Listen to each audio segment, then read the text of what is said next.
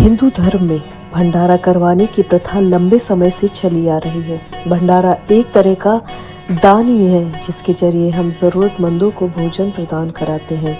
लेकिन क्या आप जानते हैं कि आखिर भंडारा कराने की यह प्रथा कैसे शुरू हुई थी और इसके पीछे का आर्थिक महत्व क्या है? अगर आपको इसके बारे में जानकारी नहीं है तो आज हम अपनी वीडियो में विस्तार से इसी के बारे में बताने वाले हैं।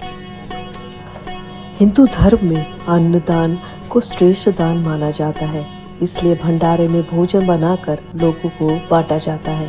धार्मिक दृष्टि से देखा जाए तो भंडारा करवा कर न केवल हम दूसरों को अन्न प्रदान करते हैं, बल्कि इससे हमें आत्मिक संतुष्टि भी मिलती है। अन्न का दान करने से हमारे पितृ भी प्रसन्न होते हैं और उनकी आत्मा को भी संतुष्टि प्राप्त होती है। पौराणिक शास्त्रों के अनुसार हम जिन चीज़ों का दान करते हैं और जितनी मात्रा में दान करते हैं उतना ही हमें परलोक में प्राप्त होता है।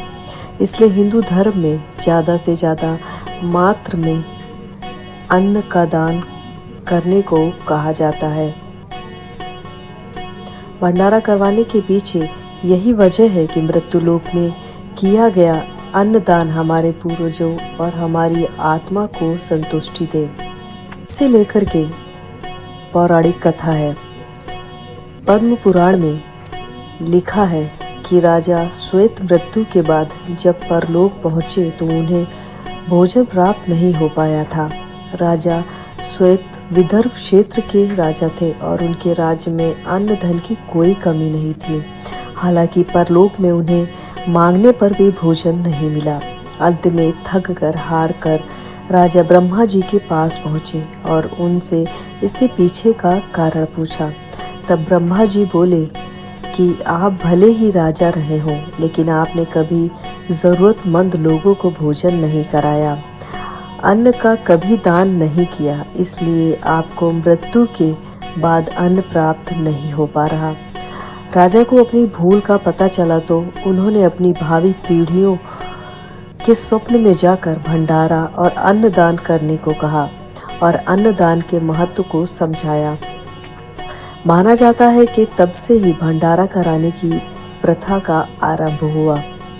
आखिर भंडारा क्यों करवाना ज़रूरी होता है? माना जाता है जब भी आपके घर में कोई धार्मिक अनुष्ठान होता है उसके बाद भंडारा करवाना चाहिए।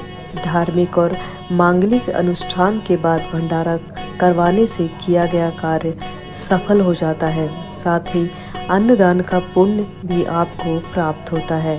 भंडारा कराने से और ज़रूरतमंद लोगों को भोजन करवाने से आपको ईश्वर का आशीर्वाद भी मिलता है।